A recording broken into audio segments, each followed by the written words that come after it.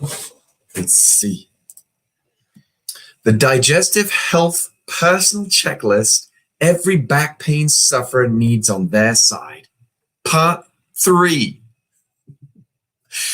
Hi and welcome everybody. It's Jason Barlow, RMT, and I'm here today as your therapist and as your coach to help you transform any stress, tension, and pain into health, happiness, and vitality instead.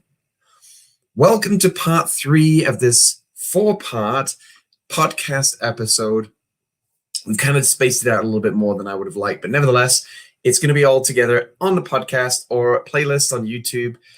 That's the easiest way to go access it. And remember, anything that I'm sharing with you by way of these podcast episodes, videos that you may be watching, is all detailed down below as well, including links that you would just simply copy and paste and put them into your website browser.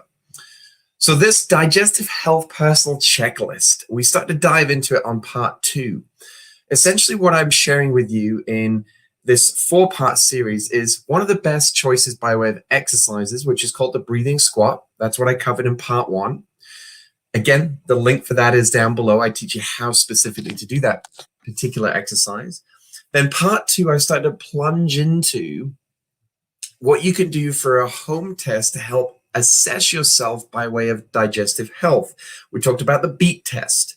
Then I went into the 3 of 9 parts that I'm recommending. Again, all detailed below in the description of how you can help yourself. So we talked about hydration. We talked about, support your emotional health. We talked about good sleep hygiene. Let's plunge into today's. There are 3 elements that I'm going to be covering with you. And they are, number 1, reduce your stress response. This is probably, maybe I should have put this as number 1.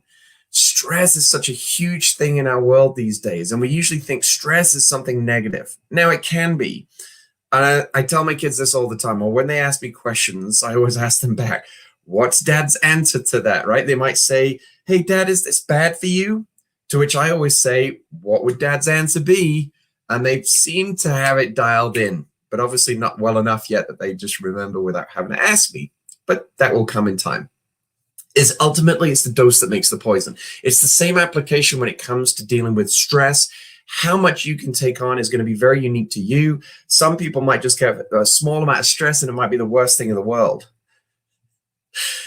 Others might have huge amounts of stress that we have no idea they're even taking on because they don't illustrate or show any signs or symptoms that they're actually taking on that volume of stress. And we might take on that same volume and be experiencing significant signs and symptoms. So we all have a varying, from a Buddhist point of view, karma that we're experiencing. Now, ultimately, it's how you choose to respond to any given stress. We need stress in our life because without it, we don't get stronger. That's the essence of all my quotes that I'm sharing with you every Monday. We need to be put under some level of stress, tension, and pain. Otherwise, we don't know what the opposite feels like, partly, and also we don't learn the methods to get out of that stress, tension, and pain. So these signs and symptoms are very valuable. This is the benefit of suffering. It's hard to hear that, but there are many benefits to suffering.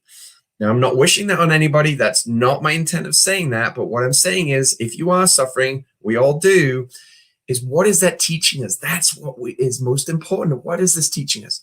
So your stress response. Stress will never end. So we've got to learn methods to help resolve and deal with how we respond to that given stress. My personal choice is meditation and yoga. Meditation, stretching and getting outdoors, being around people that raise your spirits, help you laugh, help you enjoy your life. Other examples include Tai Chi, Qigong, and slow walking in nature.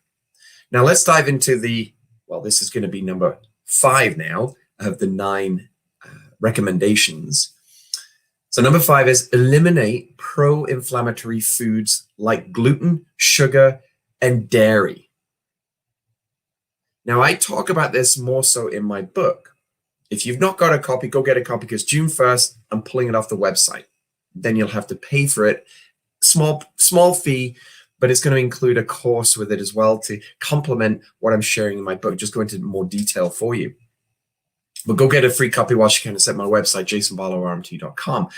But we want to decrease those 3 particular foods. Those are the common ones in Caucasian people especially that are giving rise to a lot of inflammation in the body. So if you're struggling with any stress, tension, and pain, Then first and foremost, deal with the mindset, that stress, how you resolve and how you deal with that. And then jump into eliminating these foods and see how you respond.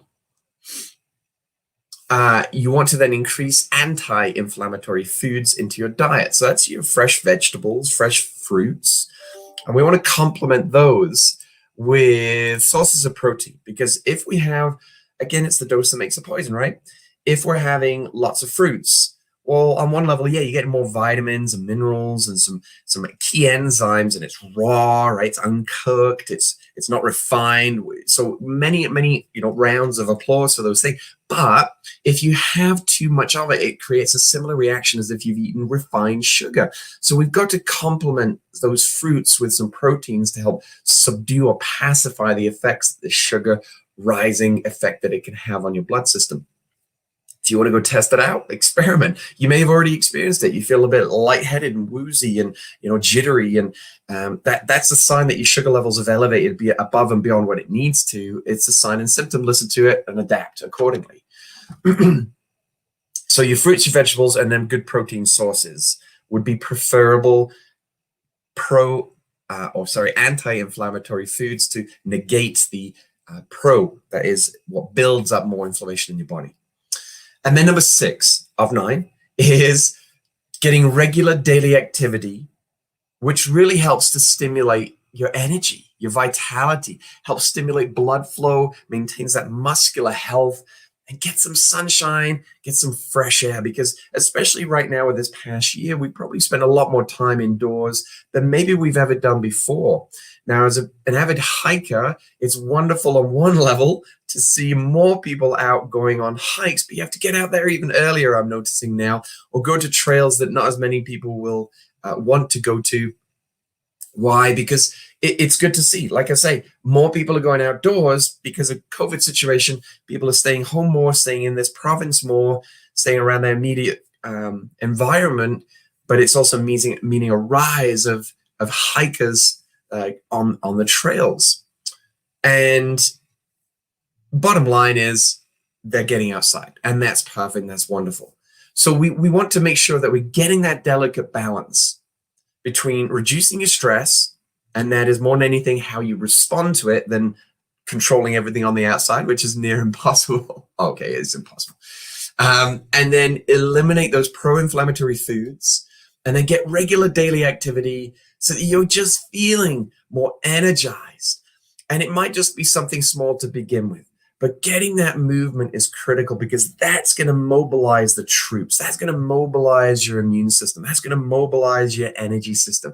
That's going to get all those hormones circulating around where they need to. And it's going to get rid of the toxins and the buildup of waste that's happening in the background too.